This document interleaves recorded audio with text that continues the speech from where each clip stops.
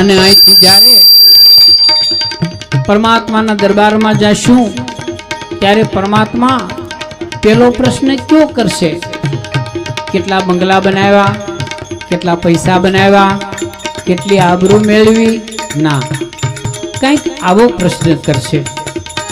પરમેશ્વર તો પેલું પૂછશે, એ કોઈનું સુખ દુઃખ પૂછું તું? દર્દ ભરી દુનિયામાં જઈને એ કોઈનું આંસુ લૂછું તું? ત્યારે ગેંગે ફે ફે થઈને કહેશે, એ શું શું શું કબૂતર